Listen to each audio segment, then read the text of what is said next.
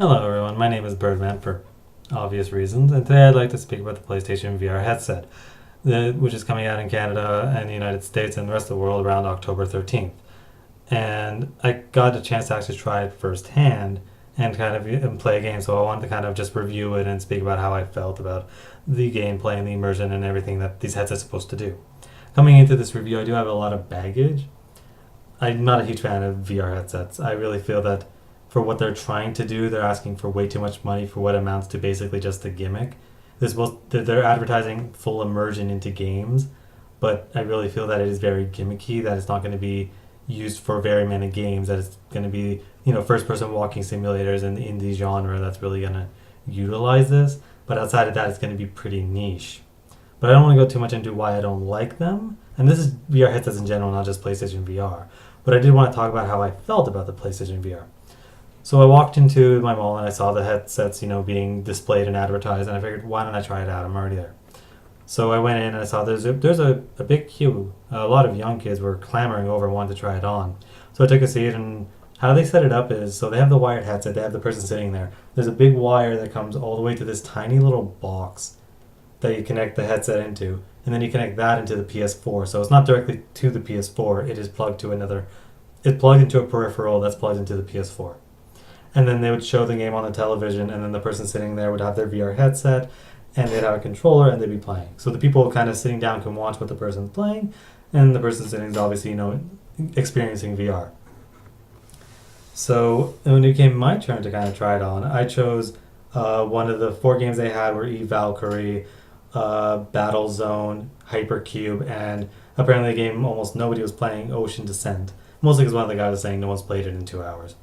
So I tried Valkyrie, which is kind of this space shooter sim. So you're in this cockpit and you're shooting, all these other people in space and stuff. And it looked pretty cool on TV, so I tried it on. So they sat me down, they put the headset on, and how it works is there's like a strap in the back of your head. And then you have the headset out here, and then it kind of slides in to kind of, based on the size of your head, and you can adjust it. So you're sitting down, they give you a controller, standard PlayStation 4 controller, and you're good to go. So the moment I put it on, boom, full immersion. I was actually utterly surprised by how crazy it was. It was like basically every single thing except for the lower here. Like if I look down slightly, I could see the rest of my actual body. But when I moved the camera side to the side, down, I saw basically kind of a 360 inside the cockpit. It looked pretty good. It was basically decent PS3 models. Like the legs felt very circular. They didn't really have like much dimension to them. Same thing with the hands. But it still looked pretty cool, looking down, seeing your body, actually moving your head. That was a lot of fun. And then come the actual gameplay. This is where I got very disappointed. So when you're sitting down and you're watching a television screen and watching somebody else play, it looks like a standard shooter, like something you play in Elite Dangerous, where you see them shooting other, people, AI, and then flying around. You're like, okay, that's half decent. Then when you put the headset on, it looks a little cooler, but when you're playing it, it feels the same game. Like VR doesn't really add anything to this. It just makes it look slightly cooler. It's mostly when you're just kind of like docked and you're looking down, you're looking around, you're like, oh, this is kind of cool. But I don't feel that if you play this on VR, if you play this just on your PS4 just regularly, I don't feel that there'd be much difference. Like you would be wishing you could play this in VR.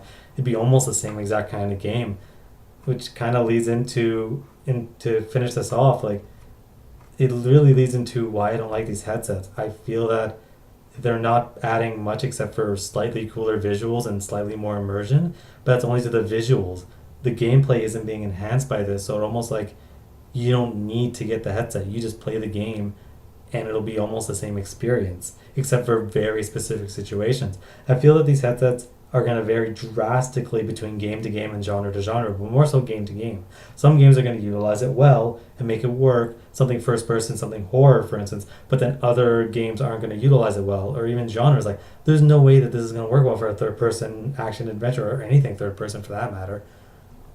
And in that, it's like, I think they're asking way too much money for what they're trying to deliver, and they're honestly not delivering that much. So I'd say you're better off by avoiding the PSVR headset.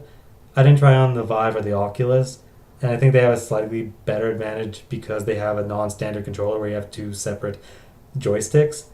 But I still, at the end of the day, feel it's going to amount to the same thing, of very gimmicky, very indie, very niche kinds of games that you honestly would be better off just playing a game regularly or just avoiding these headsets in general. Well, that's everything I have for this review. My name is Birdman, and have a nice day.